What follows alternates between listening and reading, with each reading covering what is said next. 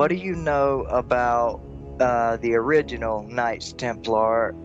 They're practicing the dark arts, the Sufis, or the Order of Assassins, the Hashashin? I would advise people to take a step back when you're analyzing the synthesized, superficial strain that we get for the Knights Templar as an organization. Typically, they're presented to the novice as 9 poor monks within Catholicism that decide to become fighting warrior monks and to be protecting pilgrims on their pilgrimages to Jerusalem in just before 1100 AD. So between, let's say, 1050 to 1100, in that zone where there's a lot of pilgrimages going on and there's a lot of attacks going on Christians that are going to Jerusalem by Muslims and other groups. So that's a ruse. Number one is that the Templars weren't required to have to do that to protect the pilgrims, because the Knights of St. John, which was created in 1043, had already been created as a knight order to do so and was already doing so. So we need to understand that the Knights Templar story that we get is just pablum for public consumption. And we need to understand who this organization was, what's their connection to modern secret societies in the coming end time, as well as what is their real history and what is their core beliefs and their core religion, because they're presented as a Christian order, complete with papal bull, effective in 1128 at the Council of Troy, but they weren't. They were the typical organizational structure that we see to organizations today, that is polytheist-centered. So whether it's a secret society like Freemasonry, which has its roots, the modern organization, in the Knights Templar in the fall, in the decentralization, you have the adepts at the top and you have the lower levels who are considered mundane, who don't know the true secrets and don't know what the adepts are doing. And that's just the beginning of the hierarchy to the mystical religions at the third level of the old system. York, as in Freemasonry would call it, equivalent to the cognate 33rd degree of the Scottish Rite. So they were polytheist at the core at the adept level. And this is a group that's going to be resurrected as an ancient knight order. And it is an order that goes back into polytheist history, and back to, in a more modern timing as of the resurrection, would be the Order of Constantine, that had a red cross that came about at the time of Constantine. And this is a resurrection of that Order of the Red Cross that the Knights Templar are going to receive. But the Knights Templar are all royals, and mostly French royals. So they're not poor monks. There are 2 Cistercian monks that are there, but they're relatives of the other 9 or the other 7 royals, so to speak. And so these are all the nobility elite. And the Cistercians are a Gnostic order that's molded into Catholicism. And it's the monastic order that is based on the ancient Essenic monastic order, that is used for all of the monastic initiatory organizations that mold into Christianity and into the Roman Church in particular, whether or not it's the Augustines, it's the Franciscans, or the Jesuits. They're all Gnostic, they're all initiatory, they're all polytheist. And so we need to understand that these Cistercian monks are monks that are, would have a high level within the church if they wanted to, because the Black nobility is also made up of royales, and the royales are sponsoring and getting in most of the popes, whether they're not, if they're of the loyal version of popes, or whether or not they are of the polytheist belief system. But they're all royales and they're all educated. So when we look at the names like Godfrey de Bouillon and Hugh de Payon, that's the Anjou bloodline of Lorraine. And you also have Andre Montbard, and I'll just go through some of the names: Hugh, the Count of Champagne, Geoffrey Saint Omer, Payan de Montefer, Archambault de Saint Arnaud, Geoffrey Bezel, and the folk of Anjou, also of the Lorraine region. There are different strains of the Anjou, but this is the Lorraine strain. And they are all royales, and they were formed for a purpose. And so the ruse is to gain access to Jerusalem, but they have to take Jerusalem first.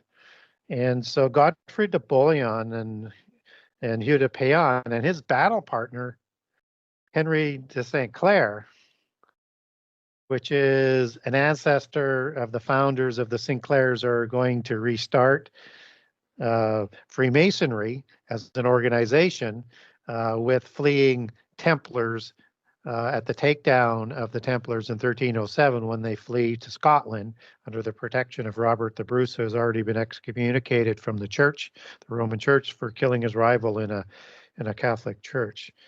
So these are all royales.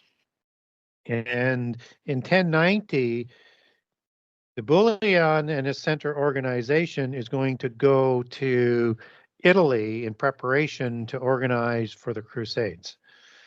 And they're going to meet with the Calabrian monks, another Gnostic order within Catholicism, who were sponsoring Pythagorean mystery schools. Mystery schools are Gnostic polytheist schools, just as the schools are polytheist today, but not necessarily called a mystery school. Jerusalem first, and they're already operating there before the start of the Crusades. And so de Bouillon is going to lead with papal authority a large European army that is led disproportionately by ancient Masons, and of course at the core of the Royales of France, that are the first center power core and are the ones who are going to successfully take Jerusalem. They are there for a reason, and they're working with de Bouillon, and there's going to be two distinct levels of this order as it starts to progress. So when they take Jerusalem in 1099 and Godfrey de Bouillon is crowned as king, although he doesn't really want to take the title, and so he's not necessarily the first king of Jerusalem in this era, but de facto is. It's just saying, hey, I don't want the title, but I'm going to rule it. But Baldwin the First and Baldwin the Second are kings of Jerusalem and crowned with those titles that follow, and they're all Anjou. And so this is an organization that is, when we talk about Masons, these are the ancient Masons that go back to Heliopolis. These are the ones that go back to Nimrod and Babel. These are the groups that are formed before the flood. This is this ancient organization of royales that has come down through history.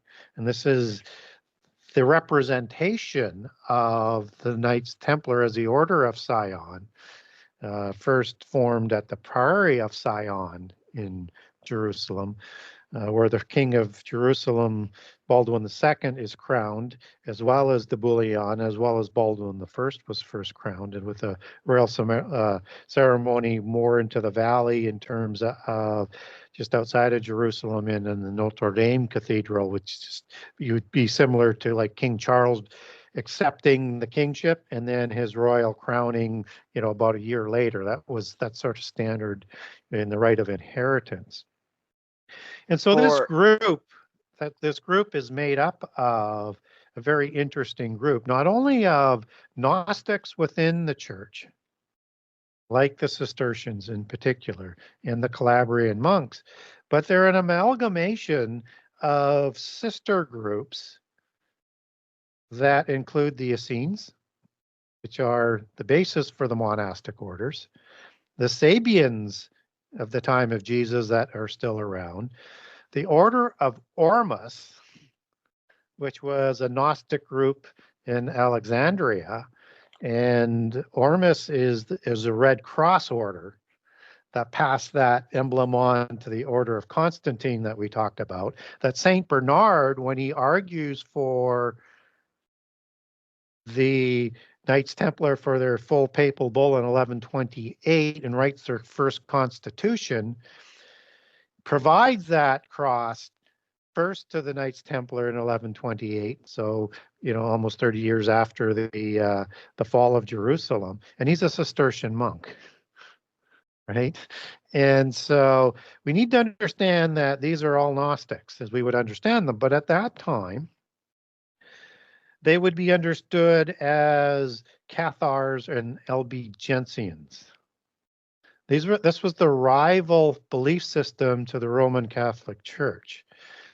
And if the Albigensian crusade rings a bell, it started in Albi, which is where they say the name comes from, but the true word is Albigens, and then the suffix that goes on it, that means the bloodline of the elven dragon Messiah.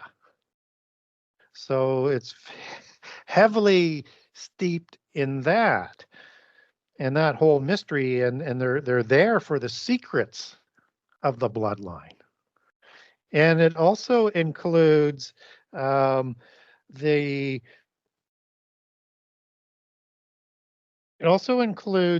understanding that the religion that the Templar adepts are going to be worshiping is essentially Cathar. And they're called the consoled ones. And that's understood as the pure ones in Catharism and Albigensianism. And that this is a branch religion that is reestablished in France before the Crusades, well before the Crusades, by a group called the Bogomils, which is a group of Gnostic polytheists gone underground that includes Paulicians, Manichaeans, and several other groups that is going to restart their religion in France. So this is an alliance of all types of polytheist religions, and of course the Knights Templar is going to be a initiatory organization. And this is going to be an organization that has adepts, or the Grand Masters as they're called in the secret societies, and with the Knights Templar. And they're going to worship a different pantheon, a different religion, different gods at the adept level, just as Freemasons do at the adept level, and have this ruse, this disguise of Christianity on the outside. And they're there to excavate Jerusalem, to get ancient documents, genealogies, which is very important to the Anjou, who take their bloodlines back to the Merovingians, who take their bloodline, and Dagobert is the last Merovingian, who is the one who these three Anjou, the folk of Anjou, de Paon, and de Bouillon, take their bloodlines back to. And that the Merovingians were a combination of bloodlines that included several giant bloodlines as part of that dragon bloodline of the elven bloodline, and that it also included King Saul and Benjamite bloodline, where they believe they have the right to be the kings of Jerusalem because Joshua provided Jerusalem to the Benjamites, and also grafting in bloodlines of David for the Davidic prophecies and blessings and covenants, and also allegedly, and they'll come out with false evidence on this down the road, so they say, but from Mary Magdalene and Jesus, who they say did not die on the cross. And so this bloodline is inherited by the Merovingians through, in their story of Josephus, the third son of Mary Magdalene and Jesus, who was taken to England by Joseph of Arimathea in their mythology. And then he's going to intermarry into the Pendragon dynasties of Wales. And then at the time of one of the daughters of this bloodline, Aragon is going to intermarry with Amenemhat of the Merovingian bloodlines to scion or graft that bloodline into the Merovingians. And which is why they're interested in getting a hold of Jerusalem to set themselves up as part of as the kings of Jerusalem. But in their vision, the end time would come a lot sooner. They're trying to bring it about sooner than not. And so that's the gambit that is going on here. Now, just after their organization and setting up within the covenant land, they are going to start working with a group called the Assassins. And the Assassins are part of Sufism. Some people will say, well, not really, but they're part of the Fat Men dynasty and those bloodlines, and part of that promotion of Sufism that is working in the same way as Gnosticism, as we would understand that as the Cathars and the Albigensians in France, showing public support for the Roman Church and Christianity, but worshiping the ancient polytheist gods, because it all goes back to Zoroastrianism and the religion of the giants and the Indo-Aryans. And the Fatman dynasty does the same thing. They show monotheism through Islam on the surface, but they are polytheism within Islam. And so the Assassins are set up as kind of like warrior monks. And they have an ancient or an older organizational structure. I think it's based on an even older organizational structure, but just to stay with the Assassins, they're now going to work in partnership with the Templars for over 100 years in the Covenant land. And that they're going to show interesting respect for the Templars, who are sort of a junior order to them. And the Templars are going to adapt the organizational structure of the Assassins, and this is the organizational structure that they bring back to Europe, that all the secret societies are going to utilize going forward.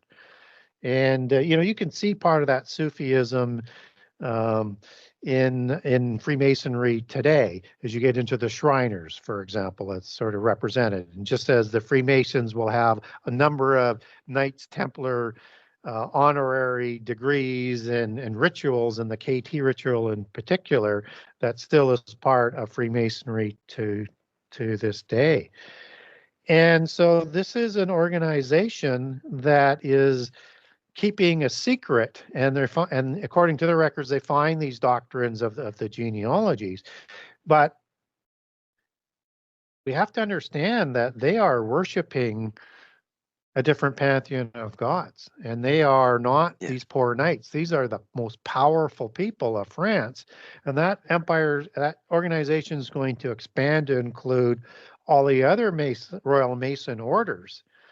So you can look at the Royal Mason Order of the Anjou, and there's the three different branches have their own version of this, but King Philippe Bourbon, son of Juan Carlos of Spain, currently is the King of Jerusalem, as this title has been passed down since 1118. And that he inherits through the Habsburgs, and he's the leader of the Bourbon section of the Knights of the Golden Fleece. And the golden fleece was the material that the gods spun their clothes from so that their physical bodies wouldn't decay when they took a physical body, and the same material that Jason and the Argonauts are looking for the demigods, because Jason is a Nephilim or a Rephaim, depending on whether or not you place him before or after the flood. And so you have other ancient organizations like the Royal Order of the Garter, not the one that some of the politicians belong to in England, but that's the Windsor order. And you also have the Knights of the Seraphim, to name another one, that is the Odin or the Norse order of the Royals that the Sinclairs come from and the St. Clairs come from. And so when we look at these orders that are still in place to this day, that sit at the top of the secret society orders, understand that at that time of the Templars, as they're forming, it's a very much a centralized organization and has a senior order and a junior order. And it's officially sort of separated into that in 1118 with Hugh de Payon taking over the Grand Master of the Priory of Sion and the Knights Templar. And it's the Council of the Barons that is going to be the Priory of Sion and the senior order that appoints all of the kings as that starts to progress. And so this is, as I say, very much a polytheist organization with polytheist rituals. So I'll let you in there because I covered a lot of ground. Wasn't Hugh DePayne's, he was the leader when they were arrested and put to death, wasn't he? No, that was somebody else. Hugh de Payon was part of the original founding in Founders. Okay. Yeah, and then in 1307, that's so a couple hundred years later, is when the Templars. So it's a different Grand Master at that time. Yeah. All right. But he's the first Grand Master in the reorganized junior and senior organizational structures. Yeah, and for those who haven't looked into this and done research, but will probably have seen the movie Kingdom of Heaven. Yeah. Baldwin the Second is the Leper King, correct? Or is it Baldwin the Third? It's a little bit later than that. It'll be like Baldwin the Fifth, I think. Okay. And he's reigning in about 1170 to 1180, just before the fall of Jerusalem. But he's from that bloodline and that right of inheritance as it comes down. And he dies just before the taking of Jerusalem. Yeah. And that's in 1188 or 1187. Yeah.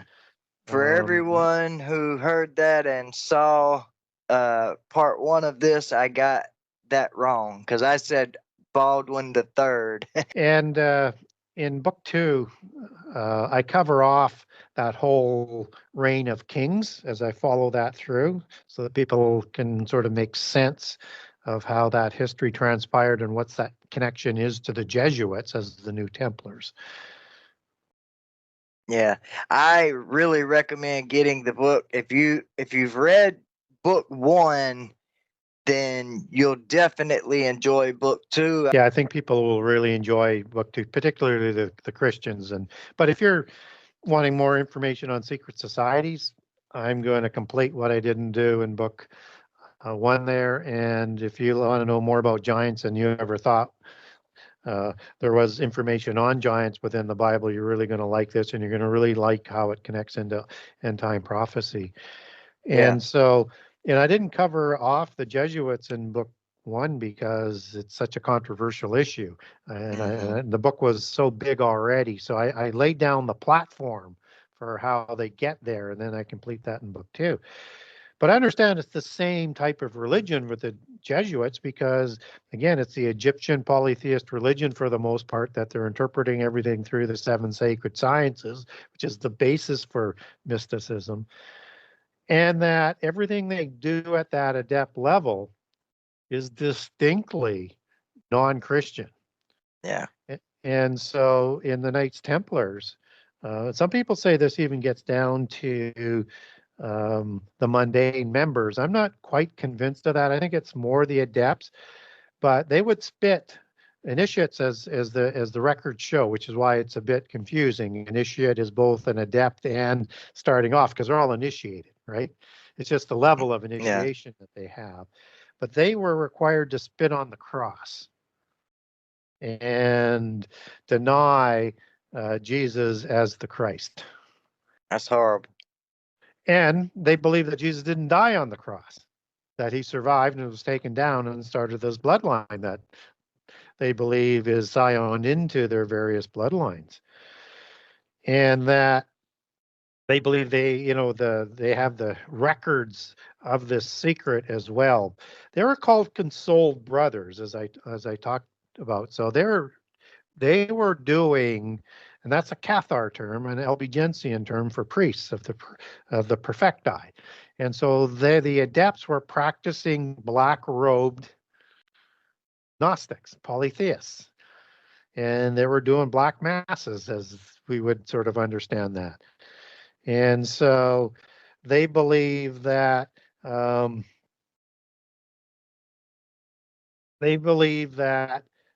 God and the God that they worshipped. And it's not clear to me whether that's the chief God. I don't think so, as I understand pantheism. But the God that they were worshiping was a warrior God, because there were warrior monks. And that this warrior God was named Baphomet or Baphomet, depending on how you want to pronounce that. It has been said that the Baphomet was regarded as a god by various groups and organizations such as the Knights Templar. It is most famously portrayed as a goat-headed deity with a human body, harboring both male and female attributes, an androgen. And it was originally a Scythian, Indo-Aryan god. And it is a god that was the same god that was celebrated with Galatians and Celtics, which were Scythians and Indo-Aryans, even though there's 4 or 5 different groups of Indo-Aryans. And they worshipped it as the head of wisdom. And they called it Agios Icaros Baphomet. And that means holy, strong Baphomet, strong as in Icarus. Icarus is the Greek word in the New Testament, in the book of Revelation in chapter 10:1 and 18:21 for the mighty angel. So this is talking about a mighty fallen angel of wisdom.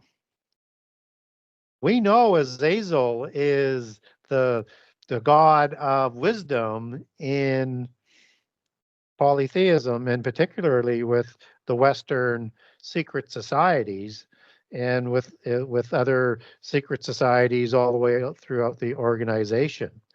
And so this was a watcher goat god. And this is a degraded seraphim god. This is how these rebellious seraphims looked after if they weren't in the flood and were around after the flood. We know them as satyr gods. Yeah, the deity has been worshipped as a pan god and an order of pan gods after the flood, since the Indo-Aryans.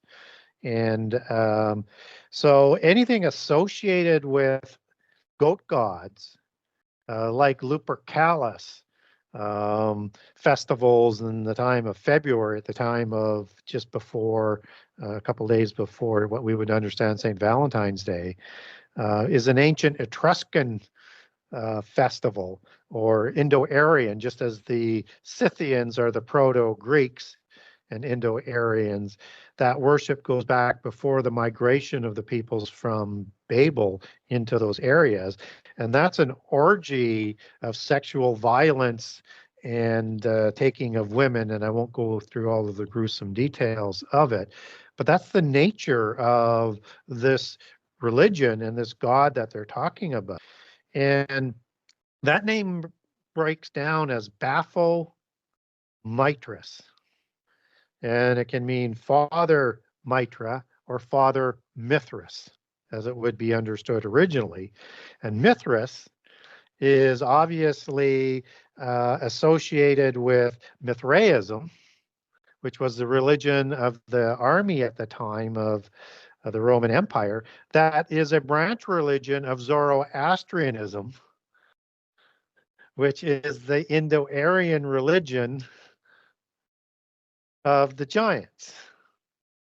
So this is the religion, and Baphometras is a major player as this pan god, and he's understood as an ancient seraphim and a Pendragon god. Now, Pendragon means head dragon or chief dragon. Again, Azazel as a seraphim before being degraded and now being depicted as a pan god, as a degraded watcher. He was a seraphim and the chief of the watchers, who was the most warrior like angel and strong, as and Azaz in Hebrew means strong and powerful. He was a powerful angel, El being an angel or a god to complete the name. Azazel is also the scapegoat on the Day of Atonement, which is the second goat that's sacrificed without explanation on the Day of Atonement, whereas the first goat is for the sins of Israel. This is seemingly for the sins of the world, but we're not told that. That's just, I think it's more inference. I think it's for the sins of the antediluvian world, and why it's called the scapegoat, Hebrew Azazel, because Azazel is the one who is blamed for providing most of the knowledge and arming the world with war and its technology and its application, as the Book of Enoch talks about. And so he is the mighty Icarus type angel, as they like to classify him, and the leader of the Watchers, who likely comes out of the pit in Revelation 9 as Abaddon, and Apollyon as the destroyer, because he's the destroyer of the antediluvian world.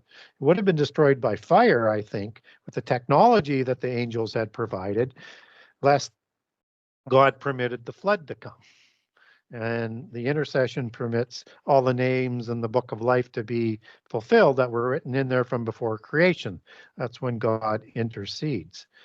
Now, if that sounds interesting, and people will say, well, watcher, well, but that doesn't mean it's an angel. And for people who aren't familiar with the Bible or the Hebrew or the Greek in the Bible, understand that watcher shows up in Daniel 4 times. They come from the throne of God, where the seraphim are part of the 4 groups of watchers. Watcher there is the Hebrew word ayir, and it's compounded into a word satir, as it's transliterated into English, and that's S-A, put an apostrophe, I-ear for watcher, and that these are watcher angels, and Sa means hairy and connected to goats, just as Azazel is connected to goats. This is a satyr goat god that shows up after the flood, and that satyrs show up in Isaiah 13 with other interesting angelic descriptions, and Isaiah 34, and as double gods worshipped a couple of times as it's translated in the Old Testament. So these are degraded watchers after the flood, probably before the flood as well, just before they went to the pit prison. And what's interesting about that is we understand the connection to Indo-Aryan, which is the religion of the Templars. It's Zoroastrianism, it's global Gnosticism, it's all that root religion that goes back to Enoch, son of Cain, that became the organizational structure for the giants before the flood and after the flood, and reintroduced by Nimrod at Babel, which is the root word in Hebrew for Babylon, used in the Greek New Testament for Babylon, the religion and world empire of economics and political dealings, as well as it controls the 10 kings in the end time. So it's an economic system, it's a city, it's a religion, and it's a geopolitical organization, all rooted in Babel and modeled after an Antichrist type figure with a universal religion for the end time, just as what they did before the flood. because nothing is new under the sun. So there is a Greek god group that includes names like Pan, Ijapan, Inuus, and I'm going to come back to Inuus or Inus, depending on how you want to pronounce that, or Bacchus, or Cernunnos, and in the Etruscans, Cern. And that comes down through a tradition of the mystery religions of the old Etruscans, which again were the Proto-Romans, and they're the settlers who did the 7 hills of Babylon as part of that, and are the people of Romulus and Remus. And again, people from Babel are going to settle amongst them.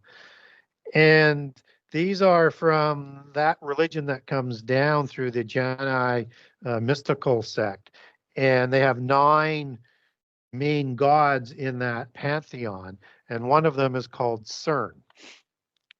And what's interesting about the word Cern, not only is it associated with Cern as we understand it today, and destroyer gods, and the pit prison and interdimensional things like that, Cern is an Indo-Aryan word that means horned, horned head, or the horned head god, as the second title would normally go with that. And so in the Etruscan language, they just called them Cern. And that would be the Romanized version of Inuus, as it came down through history of those satyr order of gods after the flood. And so this is the god that the Knights Templar worshipped. And this would be the angel they would want to bring back out of the pit prison for the end time. And he's the leader of the Watchers. And so when we look at the Knights Templar, we can say, okay, well, they were disbanded in 1307. What's the big deal? Well, 33 invisible ones of the Royal Masons in 1317 went to talk to the Pope and say, we would like to reinsert the Templars under our control back into the Roman Church. And so the Pope decided at that time that he would go ahead with it, but he wasn't going to allow the invisible ones, as they like to call themselves, of the bloodlines of the royals, of the Council of Barons that always is appointing kings and approving the bloodlines. He was going to put his own people in place. And so what the Invisible 33 did is they poisoned the Pope. And then they had to go underground because they were at odds with the Roman Church and the hegemony that was in power at the time there. So, but it's these invisible ones that are part of the Rosicrucian order that starts to form in 1188, a year after the fall of Jerusalem in 1187. And this is the senior order of the Knights Templar. Notice both are a Red Cross order, the Rosicrucis. And that the senior order separates in 1188 at a cutting of the elm tree Orm, or Orme, associated with Ormus, one of the groups, and one of the holy trees of the Indo-Aryans that we see pictured in the genealogical tree that has its roots that goes down to the celestial mafia godfathers and Sheol and Hades in the earth in another dimension. That's their imagery. And so this organization separates from the Templar, and they're not there to protect the Templars when King Philip the Fair and Clement V decide they want the assets of the Templars and bring them down in 1307. But they start up their own, continue their own order with separate Grand Masters after that. And so you have Sinclairs and de Geysers, because this is a ceremony that happens at Geyser Castle before they start to expand the organizational structure of the secret societies again after the fall of the Templars. So in 1188, the organization begins. 1307, many of the adepts of the Knights Templar in France go to Scotland under the protection of Robert the Bruce that we talked about, and under the protection of the Sinclairs. And the Sinclairs are going to sponsor a new organization called the Freemasonry Group for the Escaping Adepts. And then in 1323, Robert the Bruce is going to create a secondary order, and this is the first visible showing of the Rosicrucians and the Red Cross Order. That's going to be the senior order to the Knights Templar for the adepts. And the invisible ones are 33 families, the 33 invisible ones that we know as the Council of 33, which the 13 families would sit above. And then they're going to expand that lower to the Committee of 300 families as time progresses. And then the Rosicrucian orders are going to have bloodlines in there at the top half of the Rosicrucian order, with ones rising through Freemasonry and Illuminati to higher levels, let's say to 7th degree in the old system, that would populate the bottom level of the Rosicrucian order. And so we have different levels of senior and junior within the Rosicrucian order as well. There's actually 3 different separations, but it's the top one that's going to be the royals that are populating it and controlling that order and the secondary orders within it.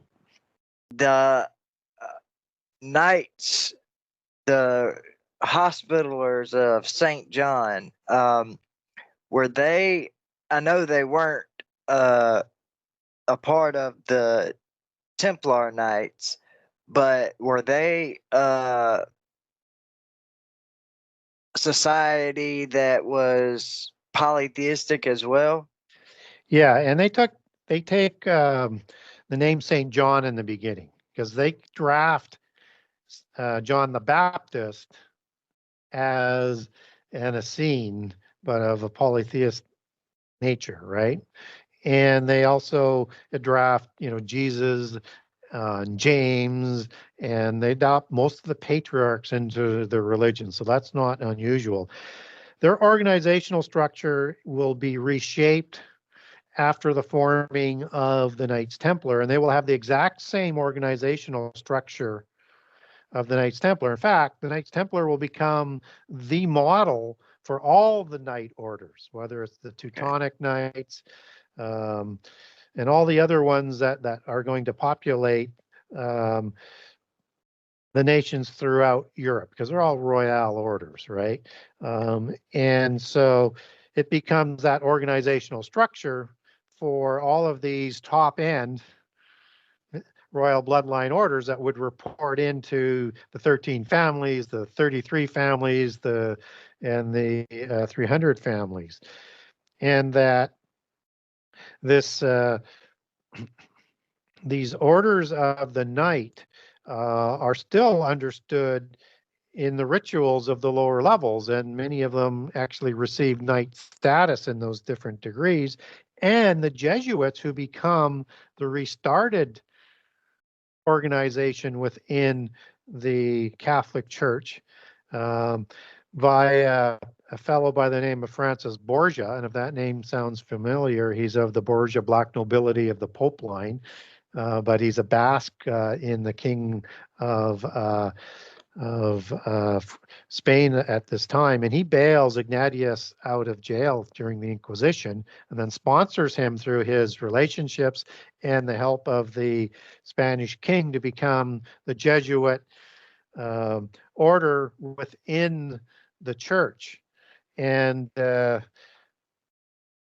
he's also the Grand Master at that time of another knight order that was formed in 1317 as the Montesa order, that captured all of the Knights Templar wealth so that the church couldn't get with it. And also the Calatrava order is a similar knight order that did the same thing to capture all of the Templar wealth in Portugal. The nation that was named and sponsored by the Templars, the Port of the Grail. Well, bloodline is the Grail in the Templar belief system.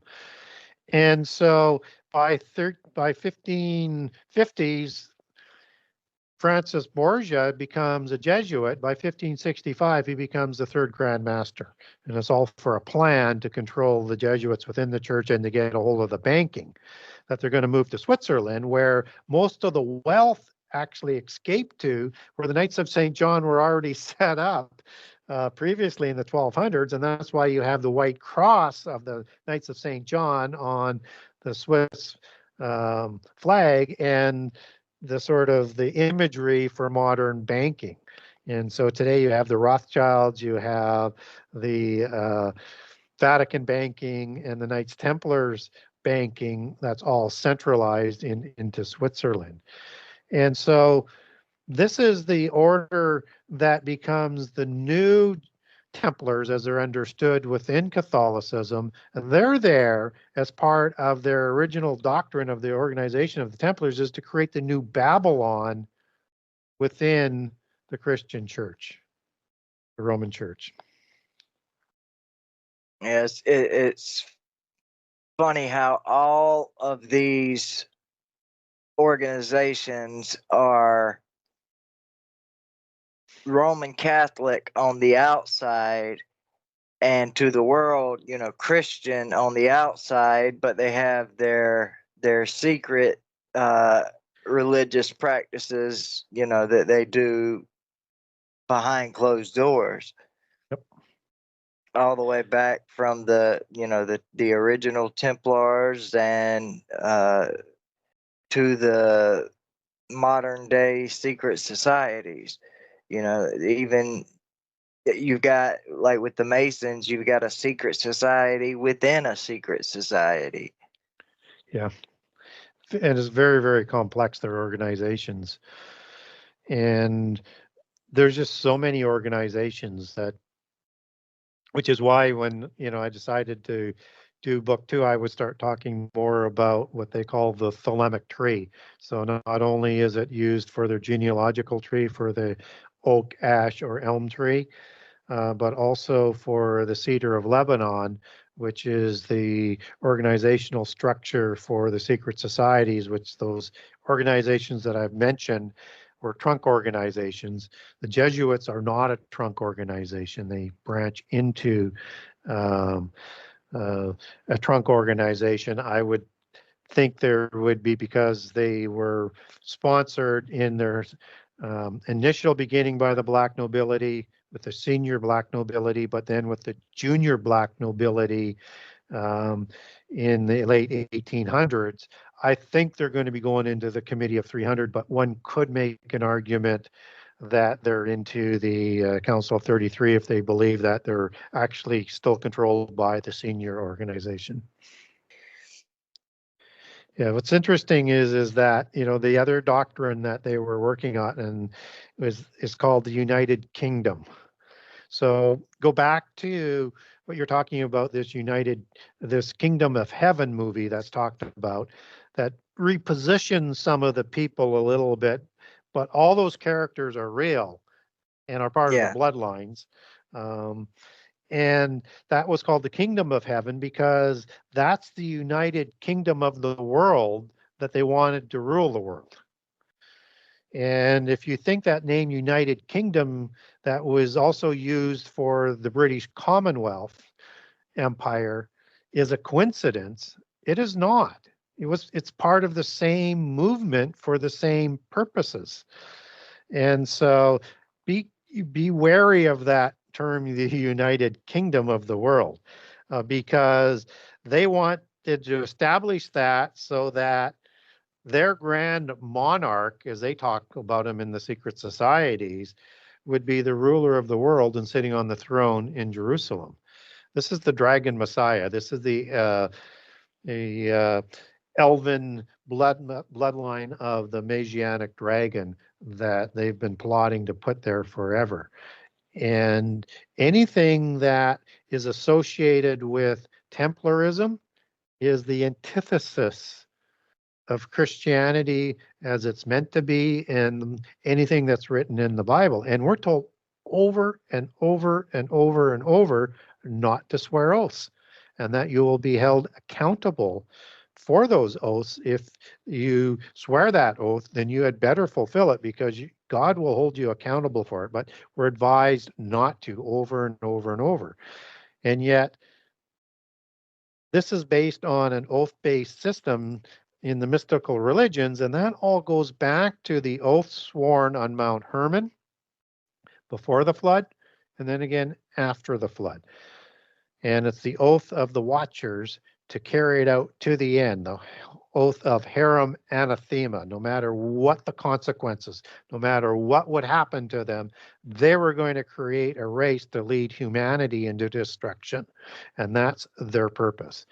So the purpose of the Templars is to recreate the scenario to destroy humanity, and they do that through creating their worldwide hegemony that we'll understand with the coming end time, and all the different horrors that you see in prophecy, particularly against humans, and particularly in a more spiteful way against anybody who stands against them, like monotheists, Christians. They will express that blood hatred, just as the Amalekites and the giants swore oaths to wipe Israel from the face of the earth in the time of the age of Israel and its creation and throughout its history. The original Knights Templar and the Crusades, with their dominionism, it's only dominionism in the sense, like the original Crusades, like you were saying, they weren't they weren't trying to fulfill Christian eschatology as we see it. That they are using the book of Revelation as a playbook for the other side. So what we're not told biblically in eschatology is how that remnant shows up for the end time. And again, this is all happening through free choice. And so this has been made available to bring a scenario for the end time because of the polytheists. They understand end time prophecy as well. They have a different view on the outcome, but they know that they have to have Israel in place if they're going to bring about the end time. And so what we do need to know is that they need to be in the covenant land and in control of Jerusalem in the end time. And then once they're there, we apply the prophecies that we've been provided throughout the Old and New Testament. Yeah. I've got a friend who I actually met through I originally met him through YouTube, him watching my YouTube videos and commenting on them, and then we eventually started emailing, and then talking through Facebook Messenger, because it's got the video calls and whatnot. But his family, he's what you would consider a Palestinian Jew. He didn't come from Europe. Yep. But his family has literally been there for 3,000 years. Israel, of course, became a nation in 48, but Jews have, they've been there, throughout history, just not as, I guess, a recognized nation by the rest of the world. Yeah, and so I guess if you look at the Knights Templar, they were the most powerful military organization at that time, and this organization moves back to Europe, and it changes the whole trajectory in so many different ways of the West, and that this is an organizational structure that's connected to Sufism and who has a similar goal and agenda. Now, those are different bloodlines, And we should also understand then that there will be Mahdi's, as they call them in Islam, one Sunni, one Shia. Who Well, knows? There might be a Sufi one as well, and they're going to do battle in the end time. yeah, and the assassins were a part of a branch of Islam called I'll probably butcher the name, but the Ismaili sect, Yep. and they were on the fringe, the outskirts of Islam anyway, Yep. and it wasn't something that was the way it was the whole time of the Order of Assassins, but eventually they broke from Islam altogether.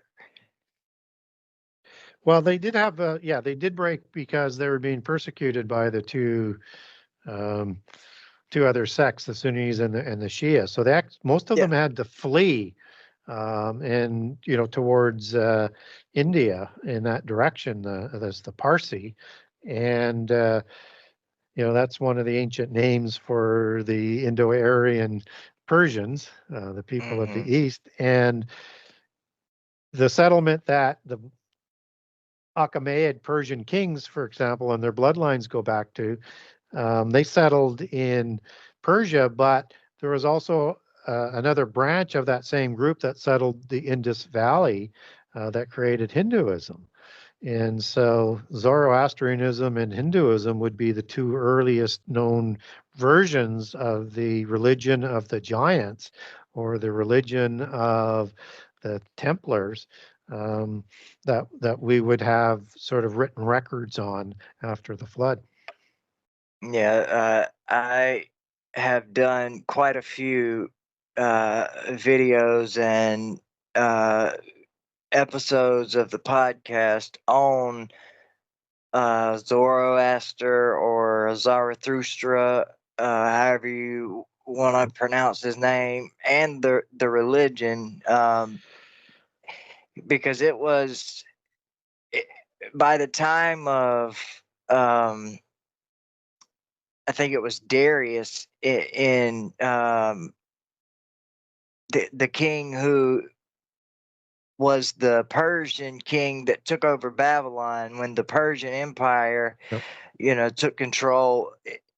It became the official religion of Babylon, and when the Jews were released to go back and rebuild the temple, not even most of them went back. A lot of them stayed right there in Babylon. They had lives, they had families, and I think that had a lot to do with some of that mysticism from Zoroastrianism coming into the religion. By the time of Jesus, you had the Essenes in Egypt, and you also had the Essenes that are associated with the Dead Sea Scrolls.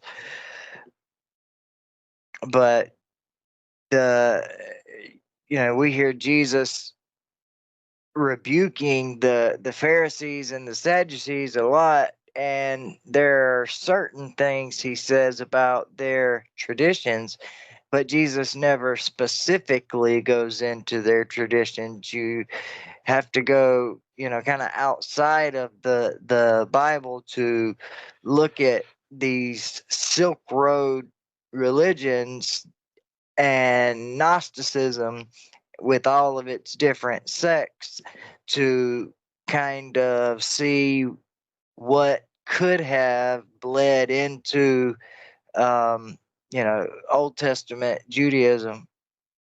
Yeah, and Kabbalism doesn't really show up into